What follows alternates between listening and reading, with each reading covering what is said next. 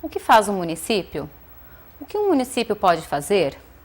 Como o município se situa na estrutura federativa do Brasil? Quais são os poderes de um prefeito e dos vereadores? Essas são perguntas comuns sobre os aspectos jurídico-constitucionais dos municípios brasileiros, para as quais um gestor de políticas públicas municipais deve obter respostas. Tais conhecimentos são indispensáveis para situar o município na Federação Brasileira e, assim, entender os contornos jurídicos de seu funcionamento, de sua atuação e dos princípios que está obrigado a respeitar. A gestão de políticas públicas municipais passa pela compreensão do papel do município como ente federado. O Brasil é uma república federativa, na qual convivem diversos entes federativos, regidos pela Constituição da República, que estabelece os limites de atuação de cada ente federativo e os princípios que regem os poderes da República. Assim, existe um pacto federativo que busca harmonizar os entes e que, na Constituição de 1988, reservou um papel específico para o município, dotando-o de autonomia.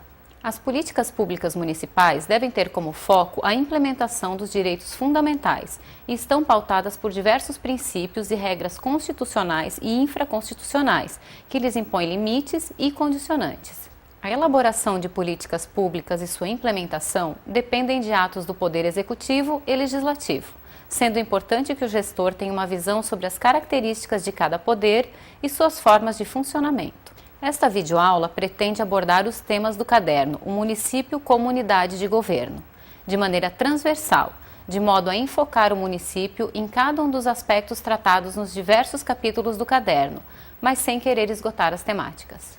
Nesta videoaula, vamos conhecer alguns aspectos jurídicos das políticas públicas municipais, como o seu processo de formação legislativa, o que envolve a autonomia municipal e a competência legislativa do município. Vamos abordar também a importância das políticas públicas para a implementação dos direitos fundamentais e um pouco sobre a administração municipal e os princípios que regem suas ações. A. Políticas públicas municipais. E vamos começar a trabalhar nossos temas enfocando a elaboração das políticas públicas municipais. De alguma maneira, o poder público municipal identifica a necessidade de realização de determinada política pública ou mesmo de alteração das condições de alguma política em execução. Pode ser através do legislativo, quando os vereadores indicam ao executivo a realização de determinada política a fim de atender às necessidades e segmentos da população, ou o próprio executivo também pode perceber a demanda por determinada política e iniciar os estudos para sua organização e implementação. É importante observar que o Poder Legislativo não tem atribuição para executar atos de gestão administrativa, não realizando assim atividades de elaboração e execução de qualquer política municipal. Tais atribuições são pertinentes ao Poder Executivo, que as exerce por meio do prefeito, secretários e servidores administrativos. No entanto, a gestão de políticas públicas não prescinde do trabalho do Poder Legislativo, pois é nessa instância que as leis para a criação de regras das políticas públicas são votadas. É na Câmara Municipal que os vereadores debatem os projetos e dão maior respaldo e legitimidade para as ações do Executivo. Desta forma, o Poder Executivo elabora um projeto de lei para criar determinada política pública, prevendo suas ações, suas fontes de custeio, previsão orçamentária e tudo mais que seja pertinente, encaminhando à Câmara de Vereadores, onde o projeto será debatido, pontualmente alterado e assim votado para ser aprovado ou rejeitado. Além da criação de leis de competência do município, o que é feito conforme as regras traçadas pela Constituição Federal de 1988 e as ditadas pela Lei Orgânica Municipal, os vereadores representam politicamente a população do município e fiscalizam a execução das políticas públicas e de toda a gestão dos bens públicos. Já podemos observar que existe independência entre os poderes executivo e legislativo, cada qual com suas atribuições e com meios próprios de exercê-las, contando com autonomia administrativa e financeira. Nessa relação entre os poderes municipais deve preponderar a harmonia, pois não é um mais importante que o outro. E sim, a Constituição Federal cria todo um sistema de controle para cada poder. Mas voltemos um pouco. Identificada a necessidade da realização de uma política pública, o primeiro passo é saber se essa política pode ser realizada pelo município ou se é de competência de outro ente da federação. Isto ocorre porque o Brasil é um país federativo, ou seja, está politicamente organizado em unidades federadas autônomas, cujo conjunto resulta no poder nacional designado como União Federal. No Brasil, de acordo com a Constituição da República Federativa, são entes federados os estados, os municípios e o Distrito Federal. Logo, cada um destes entes, nos limites de suas competências estabelecidas na Constituição, tem autonomia para criar e gerenciar suas políticas públicas. Enquanto a maioria das federações apresenta dois tipos de entes federativos, os estados e a União, a Federação Brasileira apresenta 4 tipos de entes federativos: o Distrito Federal, os municípios, os estados e a União. A União não é o ente federado, ou seja, não está na formação da federação, que é um conjunto de entes autônomos entre si. A União Federal, assim como os estados, municípios e Distrito Federal, é também um ente federativo, todos fruto, resultado do pacto federativo realizado pelos representantes dos estados e do povo, reunidos no Congresso Nacional. B. Autonomia municipal.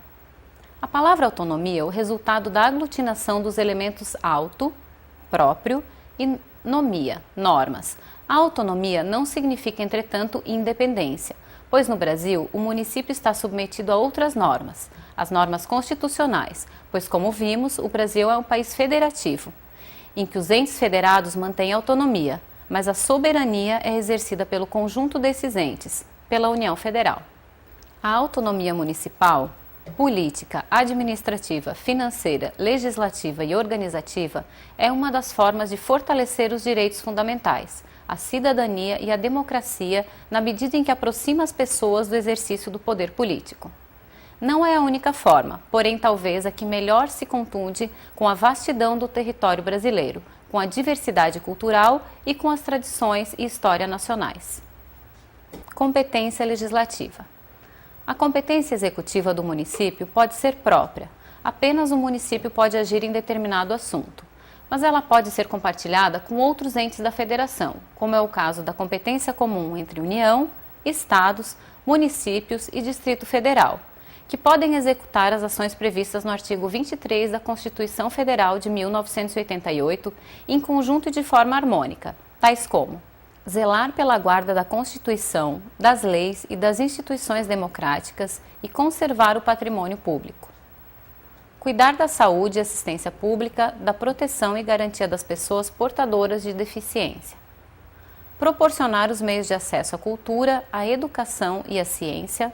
Proteger o meio ambiente. Preservar as florestas, a fauna e a flora. Fomentar a produção agropecuária e organizar o abastecimento alimentar. Promover programas de construção de moradias e a melhoria das condições habitacionais e de saneamento básico, entre outras. A União também tem sua competência exclusiva, de atos próprios da União.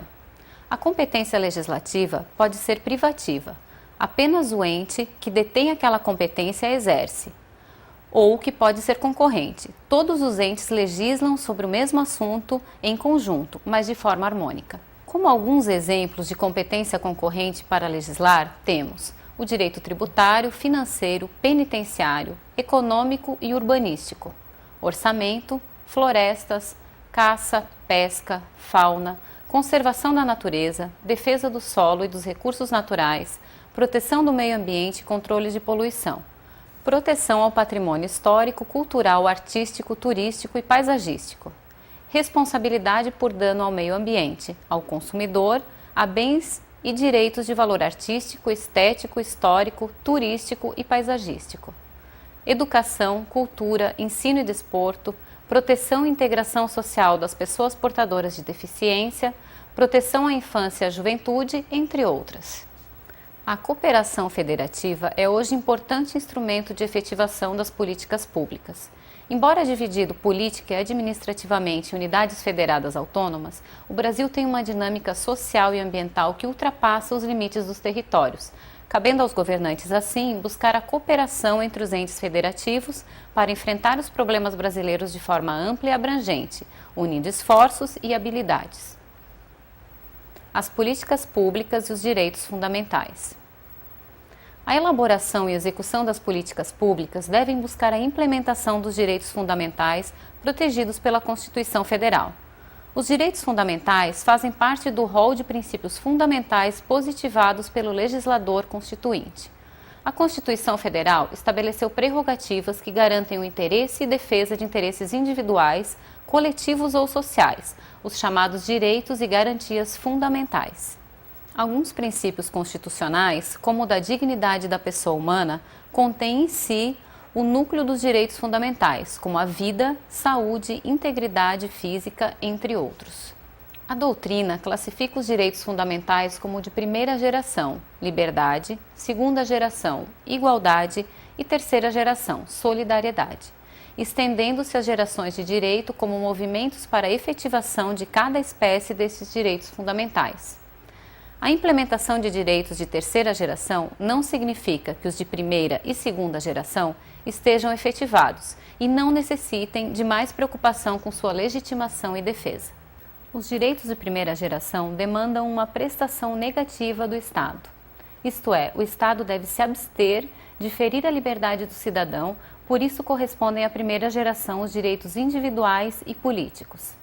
A segunda geração de direitos demanda prestações positivas do Estado, isto é, o Estado deve agir através de políticas públicas e prestação de serviços públicos para concretizar esses direitos, correspondendo aos direitos sociais, econômico e culturais. Os direitos de terceira geração visam garantir um meio ambiente equilibrado, a preservação de patrimônio histórico e cultural, e paz e desenvolvimento, que seriam também os direitos difusos e coletivos, pois não dizem respeito a um indivíduo, mas a toda uma coletividade e mesmo a humanidade, extravasando os limites de um país. Ainda sobre os princípios, observamos que eles são regidos de forma aberta, permitindo sobre eles uma reflexão e um amplo campo de aplicação. Isso ocorre pois a natureza dos princípios é de condicionar a interpretação e aplicação do direito, indicando os valores mínimos de uma determinada nação e estabelecendo objetivos a serem atingidos pelo Estado e pelo povo. Diferentemente dos princípios, existem as regras jurídicas, que têm menor campo de utilização e cuja aplicação dar-se-á na situação prevista da regra quando ocorrer no caso concreto. A promoção e desenvolvimento desses direitos, com fundamento no princípio da solidariedade, podem ser realizados através da execução de políticas públicas. Assim, as políticas públicas municipais devem ser pensadas de forma a atuar na concretização dos direitos fundamentais, na melhoria da qualidade de vida, no respeito às diferenças, na redução da pobreza, entre outros. A defesa e promoção dos direitos fundamentais devem estar presentes tanto na elaboração da política, que envolve população e poderes legislativo e executivo, quanto em sua efetivação, que ocorre por meio de ações do Poder Executivo. Administração municipal. O município é um ente federativo que atua no mundo jurídico, tendo bens e direitos próprios, receitas municipais, por exemplo, e assumindo obrigações na medida em que pode admitir servidores e celebrar contratos administrativos, entre outras obrigações. Essa atuação na esfera jurídica depende de personalidade jurídica, podendo-se dizer então que o município é uma pessoa jurídica, tal como uma empresa formalmente constituída. Assim como a empresa tem um presidente ou diretor que a representa, o município também tem o seu representante, o prefeito. Para executar seus atos de gestão política, o prefeito, através de decretos, delega seus poderes auxiliares, que são os agentes políticos nomeados, ou mesmo alguns servidores, que ocupam cargos de gestão, de fiscalização e de controle do município. O prefeito também representa o município perante autoridades de outros entes federativos, empresários e mesmo autoridades internacionais, bem como em eventos públicos em que o município deva tomar parte. Outra representação que compete ao prefeito é a defesa dos interesses municipais em juízo, ou seja, como autor, seja como réu. Uma das responsabilidades do prefeito é o exercício das funções executivas e administrativas, cabendo-lhe as funções que caracterizam as chefias de alto nível, como planejar, comandar, coordenar, controlar e manter contatos externos. Ora, o prefeito não consegue exercer tais funções sozinho, mesmo em municípios de pequeno porte. Assim, o prefeito serve-se de assessores diretos, secretários municipais e servidores nomeados para cargos de chefia e direção. As ações do prefeito e de toda a estrutura do Poder Executivo estão balizadas por princípios constitucionais que regem a administração pública. As ações da administração devem se pautar pelo respeito à dignidade da pessoa humana e dos demais princípios fundamentais, bem como buscar concretizar os objetivos da República traçados no artigo 3º da Constituição Federal. Tais ações não podem, sob pena de serem inconstitucionais, violar os direitos fundamentais. Tudo isso deve ser observado pela administração, assim como pelos cidadãos, empresas, associações, partidos políticos, enfim, por todos. A Constituição traçou ainda outros parâmetros para a administração pública, no caput do artigo 37, estabelecendo que a administração pública direta e indireta de qualquer dos poderes da União, dos Estados, do Distrito Federal e dos municípios obedecerá aos princípios de legalidade, impessoalidade, moralidade, publicidade e eficiência. Revisão da videoaula. Podemos observar que as políticas públicas municipais passam por uma trajetória de elaboração, criação e implementação, envolvendo diversos atores, como a sociedade, os parlamentares, os gestores em diferentes esferas da federação. Cada um tem sua participação nesse processo, atuando nos limites traçados na Constituição e nas leis. O conteúdo da política também tem certo balizamento na Constituição, que impõe a observância dos direitos e garantias fundamentais e o cumprimento dos objetivos da República e dos fundamentos do Estado Democrático de Direito. Daí a importância do estudo sobre os entes federados, sobre os poderes, suas possibilidades e limitações e das normas constitucionais que vão influenciar todo o aspecto jurídico das políticas públicas e também seu conteúdo, que deve buscar a efetivação dos direitos fundamentais. Essas questões são aprofundadas no caderno da disciplina. Torna-se crucial observar que o federalismo é uma das possíveis formas de organização interna do Estado Nacional, sendo fruto da tradição e das mudanças políticas de cada nação. Na primeira década do século XXI, o governo federal brasileiro começou a intensificar sua política de descentralização administrativa, transferindo recursos a estados e municípios, para que estes realizem atividades que estariam inseridas a priori nas atribuições da União. O aperfeiçoamento do federalismo é de interesse de todos os entes federativos. Algumas informações sobre o tema podem ser encontradas no portal eletrônico sobre assuntos federativos, o Portal Federativo, no endereço portalfederativo.gov.br e no sítio eletrônico do IBAM, iban.org.br. Apresenta estudos sobre pareceres sobre diversas questões, incluindo aqueles que afetam a organização do Estado, como as tributárias e financeiras, relativas ao exercício da competência de cada ente, convênios, entre outras. A Constituinte deu um forte passo para o fortalecimento dos municípios e dos atores políticos locais ao reconhecer a autonomia municipal, criando a Federação Tripartite. De certo que a Federação Brasileira não está pronta, nem nunca estará. Assim como a democracia e a justiça está em contínua construção e cabe a cada um atuar para sua efetivação, através do estudo e do trabalho que executamos. Desejamos bons estudos.